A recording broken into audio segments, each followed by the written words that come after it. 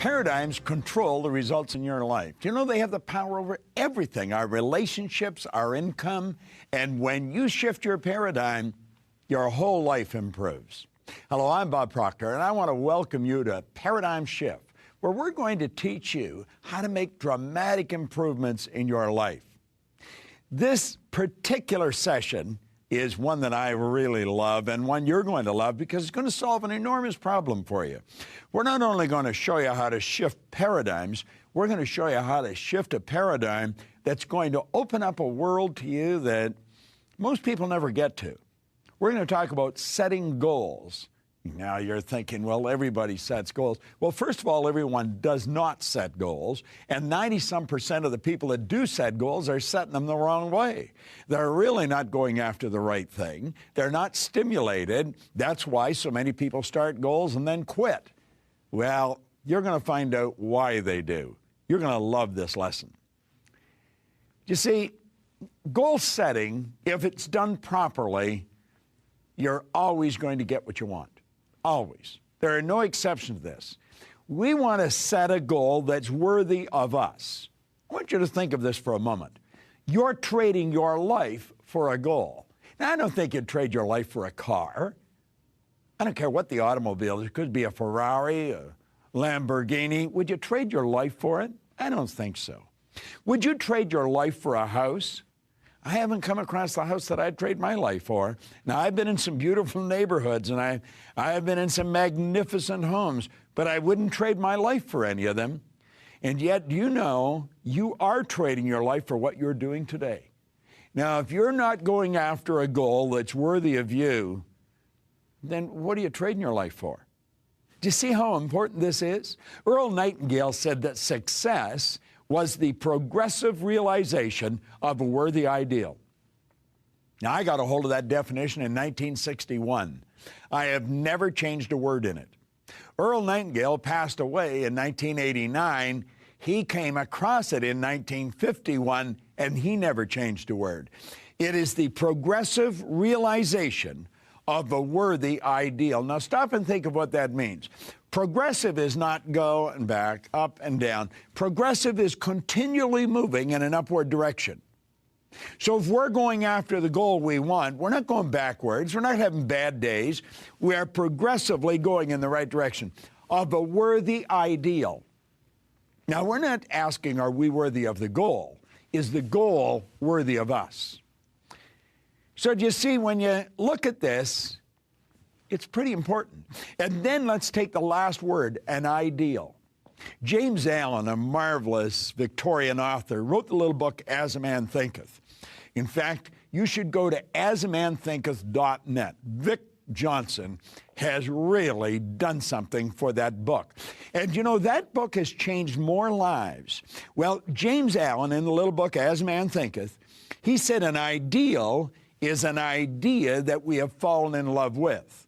Every time I say that, I think of the psychologist Adler. He said, I am grateful to the idea that has used me.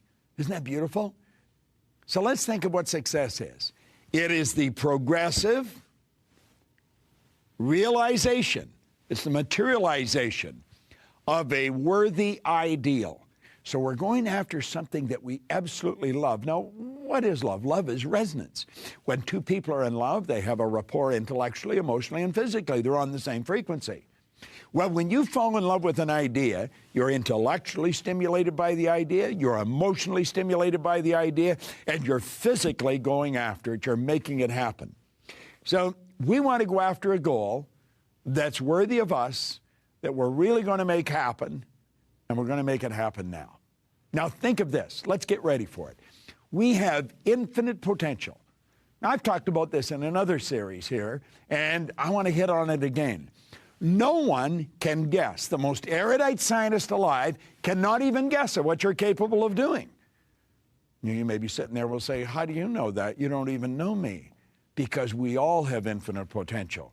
You see, we're spiritual beings. Spirit's omnipresent. Spirit's 100% evenly present in all places at the same time.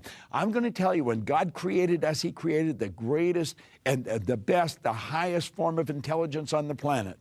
And we're not utilizing it properly. We have infinite potential. There's no end to what we can bring to the surface. No one even knows what we're capable of doing, least of all you. So why do we set goals? We set goals to find out what we're capable of and to develop the best in us. So now I'm going to ask you to stop and take a look at what you do. Now, we're talking here about paradigms. If you've seen any of the other shows in this series, we know that paradigms can control what we do. I say can, they generally do. Paradigms generally do control what we do. Now, we want to change that, because I want to be in control of what I do. I don't want the paradigm to be in control of me. Now, if we stop and think, we've got a ton of knowledge locked up in our consciousness, but that doesn't necessarily mean we're acting on it. Do you know, I have come to the conclusion that almost everybody I've ever come in contact with knows how to do at least 2, 3, maybe 10 times what they're presently doing. Yet it's not that they don't know how, it's that they don't do it. Why? Because we're not thinking. Remember, Earl Nightingale said if most people said what they were thinking, they would be speechless. Listen to the conversations, watch the behavior. Yet it's going to be obvious people are not thinking. Well, let you and I start thinking. Let's really think, why am I doing this? Why am I spending my days the way I'm spending them? How can I change them? How can I begin doing exactly what I want to do with the one life I've got? Goals. That's the answer. See, we've got to pick something we want. Now, paradigms are the roadblocks that stand between you and your goals. That's the only roadblock. I love the way U.S. Anderson put it. He said, when we fully realize that thought causes all, we will know there's never any limits that we ourselves do not impose. Pogo said the same thing. Pogo said, we have seen the enemy, and they are us. Now, paradigms are the only things that stand in between you and your goals. Now, stop and think of what your goal is. You may want to be a scratch golfer. Do you know you could be a scratch golfer? A lot of people think, well, I'm too old for that. Age has got nothing to do with it. It has absolutely nothing to do with it. In fact, I'm going to digress for a second, because this is an interesting point that I've always been sort of fascinated with. We know, we worldwide, when I say we, I'm talking about Asia, America, Europe, Australia. We almost accept 65 as being an age we should retire at. Do you know where that age came from? Most people don't. Back around 1880, Otto von Bismarck wanted to be elected Chancellor of Germany. And like all aspiring politicians, he dangled the carrot and he said, if you put me in as Chancellor, when you reach a certain age, the government will send you a check. You don't have to go to work, we'll send you a check. And he just arbitrarily picked 65 out of the ether. Well, think about it.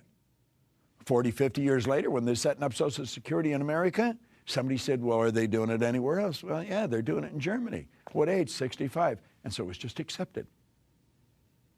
Isn't that bizarre? Some aspiring person in Germany set an idea that the whole world has become subservient to. Why would a person retire when they're 65? Why would they ever retire, as a matter of fact? Retire means pull back from life. Well, when you're setting goals, don't let your age have anything to do with it. You know, and I'll frequently ask someone in their 60s or 70s, you know, that said, well, I'm getting too old. I said, what would you do if you were 20? I said, then that's what you want to do. Age has got nothing, absolutely nothing to do with it. Gender's got absolutely nothing to do with it. And you want to know something else? What you've done in the past has nothing to do with it. We're talking now about you setting a goal for what you want. That's where we're going, and we're going to get the paradigms out of the way. So how do we start? Well, there's a beautiful concept. I call it ABC. Pretty basic, nothing complicated about it. And this is where most people set their goals. Most people set goals on the A level. Why do they do that? They don't want to fail. This is so silly, because we're going to fail. Failing is a part of winning, but most people don't know that. Why do we want to fail? Well, let's go back to the time we're little kids. We're just starting to walk. You watch adults with babies. We do it ourselves. And the baby goes to leave a chair, and we say, be careful, you might fall. Where did they get the might stuff from? the kid's going to fall. They're going to whack their head. They're probably going to bleed. They're going to cry. We're going to hurt. They're going to hurt. But they're going to get up again and keep on going. You see, if you're setting goals so you don't fail, you're not going to go anywhere. Your trip is going to be sideways. There's going to be no progressive growth. It's going to be sideways movement. You're not going to go anywhere. But that's what most people do. They set goals to do something they already know how to do. It's not a good idea. It's a little dumb, but we support it. We tell people they don't want to be, they don't want to be unrealistic. You've got to be realistic when you set your goals. You can't have all A's. Yeah, you can have all A's. You can have anything you want, or God's highest form of creation. I love the way Oprah Winfrey put it. She said, you can have whatever you have the courage to ask for. Yet she's right, and God only knows. She sure demonstrated it. I like the way Jack Canfield from Chicken Soup for the Soul, he said, our problem is we don't ask for enough. We're playing it safe. We're playing a game that you can't win. We're doing what everybody else on the block is doing. Well, how do we get away from that? Well, we go to take a look at B goals. What are B goals? B goals are where you set a goal to do what you think you can do. And we've got to have a plan. Now, we know we've got to have a plan. I mean, we've got all kinds of software today where we can lay out a business plan. This is we've got to know everything you're going to do between here and the goal. If you knew everything between here and the goal, again, you're going sideways. There's no growth involved. Why would we do that? It's part of the paradigm. We're conditioned to do that. You see? What do you think you can do? We've got to have a plan. Now, what's the next level? The next level is you go after the C level. We're going after what we want. So you're going after what you know you can do, what you think you can do, or what you want to do. And that's where the problem really starts. Because you see, if we're going after what we want, we've got to fantasize.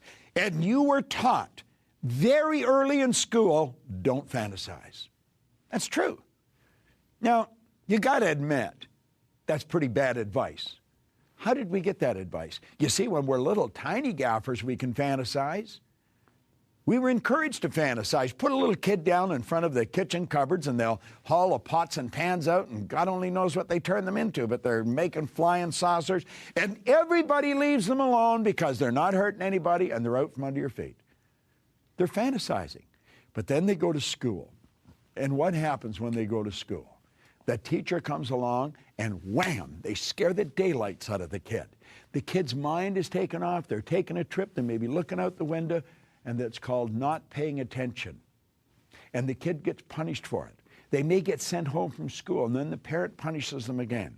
Not paying attention. You've got to pay attention to the teacher. Don't exercise your imagination. It was okay up until you went to school, now we've got to stop. Why do you think we have great big corporations and little wee creative departments? We've got to a point where we just accept the idea that not everybody's creative. Well, that is a bizarre idea. The creator is within.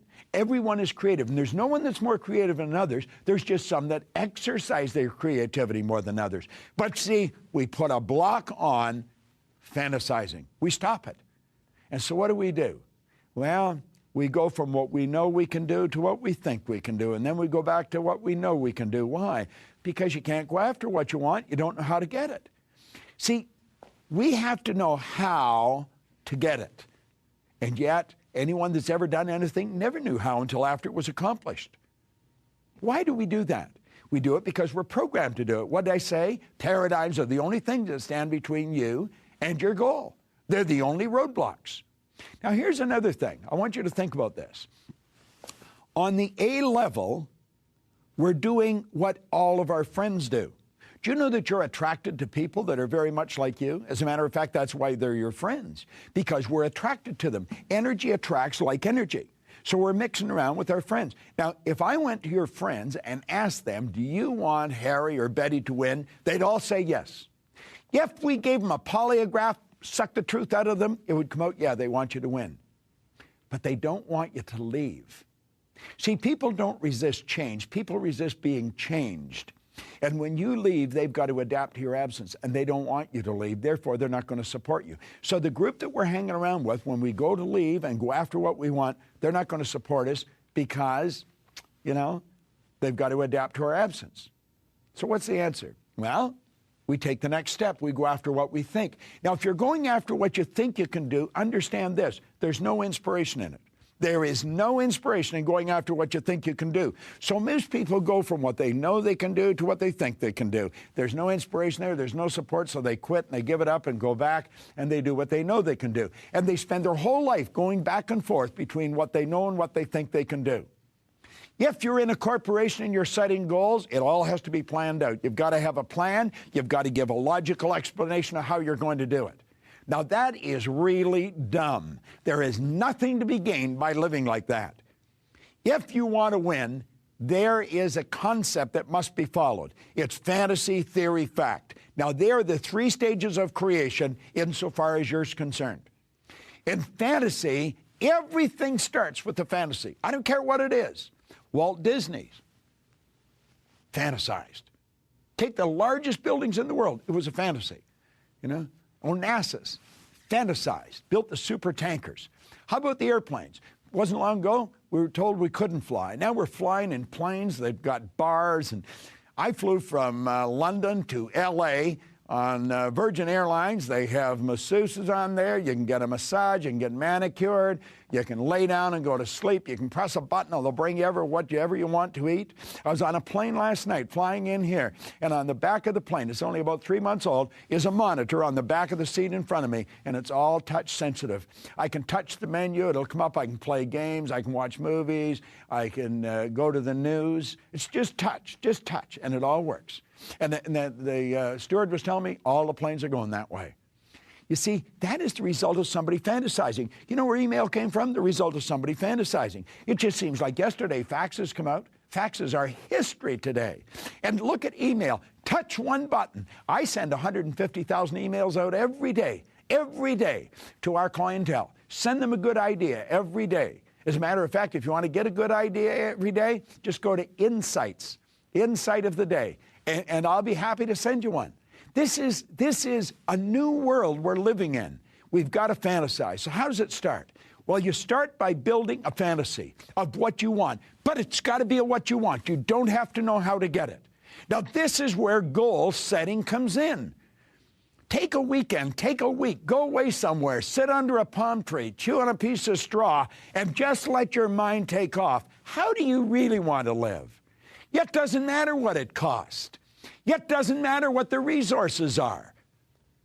I think I mentioned on another part of this series where Price Pritchett from Texas, he said the absence of evidence is not evidence of absence. Don't you know that nothing is created or destroyed? Everything we need is already here, if not in one state or another. We've got to build the image in our mind that put us in the vibration we need to be in to attract what we want to attract. We're told to seek ye first this kingdom. Go inside, not outside. Quit trying to figure it all out. Just ask yourself, what do I really want? It's such a magnificent idea. Why weren't we conditioned with this idea? Well, it doesn't really matter. Somebody else may have been responsible for making us what we are. We're responsible for changing it. So build a fantasy. What do you really want? Right? Now, what you have to do now is turn it into a theory. We go from fantasy, theory, fact. So how do you turn it into a theory? And what is a theory? See, the fantasy is done with the imagination. It's just out there. It's like a giant hologram of the life that we want. All right? A theory is an idea we're starting to give serious thought to. A theory is a thought or a collection of thoughts in the consciousness. It's an idea. It's an idea that we're starting to give a reasonable amount of thought to. We're starting to take it serious. Now, we have to pass a couple of tests before we can turn that theory into a goal. We have to ask, am I able to do this? Well, I'm going to tell you something. For 45 years, I've been studying human potential. I have found there's only two sources of reference you can go to find out anything about yourself. One's science and the other's theology. Now, both of these areas clearly indicate that you and I have infinite potential. No one knows what we're capable of. We're sending spaceships off to foreign planets. Think of what we're doing. Think of what we've already done. Don't stand in awe, they did that. We did that. Include yourself in it. It was the consciousness that you're operating with that they used. Use that consciousness. Am I able? I don't care what religion you belong to. You could be Christian, Hindu, Jew. Every religion teaches that you have infinite potential. Yes, you're able. You might not know how. You might not have the resources, but you've got to admit, I'm able to do this. I am able to do that. Then you have to ask, am I willing? And that's where we get caught up. Am I willing? Am I willing to experience the discomfort? Am I willing to hurt? Am I willing to give up what I have to give up to get it? Am I willing to spend the time? Am I willing to study? I remember one time reading in an airline magazine an interview with Walter Cronkite. This was years ago. And the person that was doing the interviewing was talking to Cronkite about the astronauts because he knew them all, you know, interviewing them all. And the interview said, they must have had tremendous courage to get in those capsules. And Cronkite said, on the contrary, they didn't need any courage at all to get in those capsules. He said they got in those thousands of times. They got into simulators thousands of times. They had been there many, many times.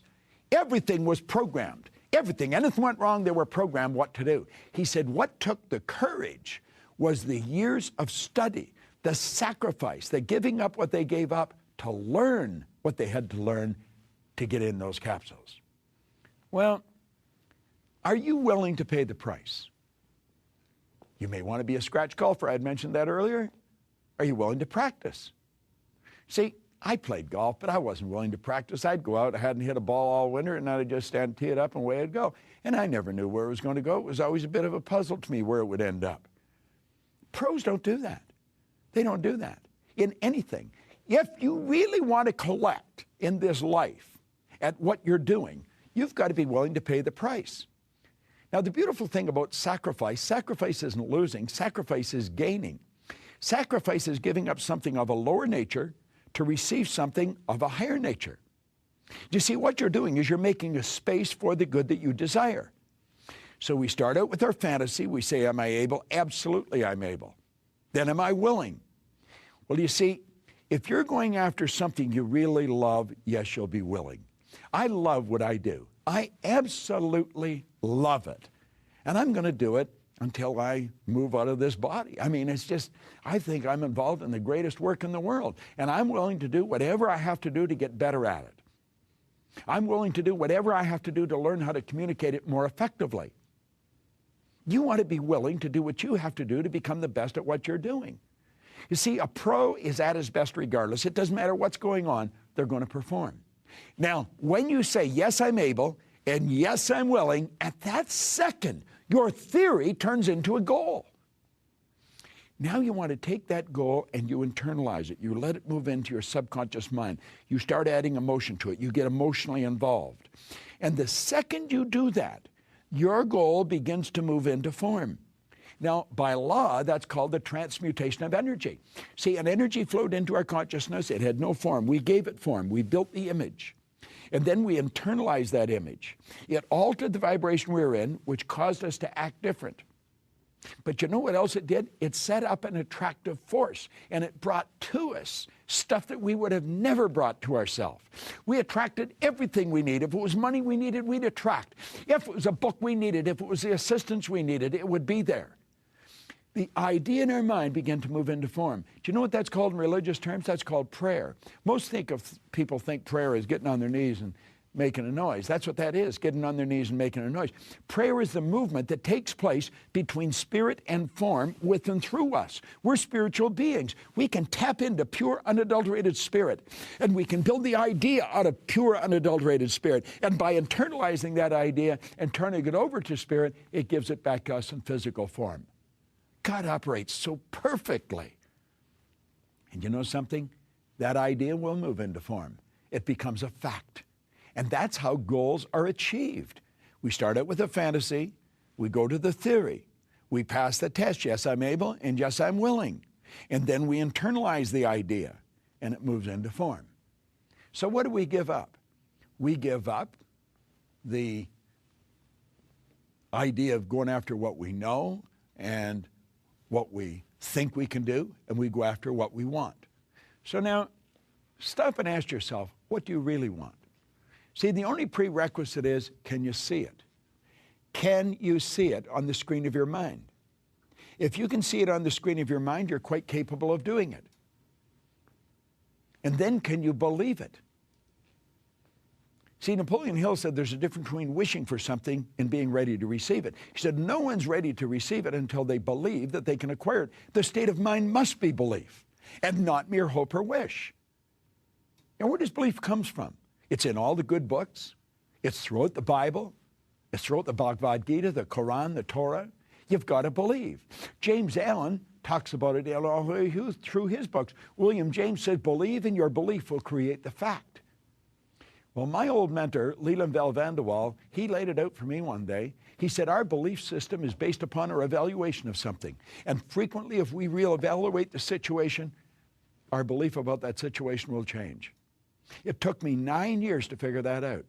That's how my life changed. I started to believe in me. I started to find out things about me. Do you know that your central nervous system is the most complex electrical system in the whole universe? There's nothing like it. It would make the electrical system in a supercomputer look like a toy. Do you know that the blood in your body circulates through hundreds of miles of passageway? In 33 seconds, it carries all the food in and all the garbage out in one sweeping change. If you just stop and think of all the muscle movements have to be made for you just to write your name, there's something so phenomenal about you. You've got to believe in yourself. You just have to. And then you do it. You see it, you believe it, and then you do it. Stop and think of a person climbing a wall of ice, a vertical wall of ice. How did they do it? How did they do it? Well, they're on the ground. They know they're on the ground. They see themselves at the top of the wall. They've got the equipment. They got the shoes. They got the spikes. They don't know the steps they're going to take. They can only see themselves where they want to go. They know where they're going. They know they're going to get there. They put one pick in, and then they put another pick in. And then they move one foot, and then the other foot. And then they adapt to the change in their conditions, their circumstance, and their environment. They're not on the ground anymore. They're suspended on a vertical wall of ice. And they adapt to the change, and then and only then will they see the next step. And they move this hook up, and this hook up, this foot, and this foot. And then they adapt to the change in their conditions, their circumstance, and environment. And then and only then will they see the next step. Do you know that's how you're going to get to your goal?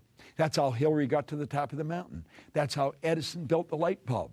That's how we've got the internet. That's how we've got the email. And that's how you're going to reach your goal. That's how you're going to do scratch golf. That's how you're going to set a goal that is worthy of you. God's gift to you is more talent and ability than you'll ever hope to use in your lifetime. And your gift to God is to develop as much of that talent and ability as you can in this lifetime. Now, that's all the time we have for today. But remember, there's no shortcuts, but you can make a quantum leap through the transference of information and experience. And that's what this channel is all about. So that's what Paradigm Shift is all about as well. I want to thank you. This is Bob Procter. Set your goals, and I'll see you in the next show.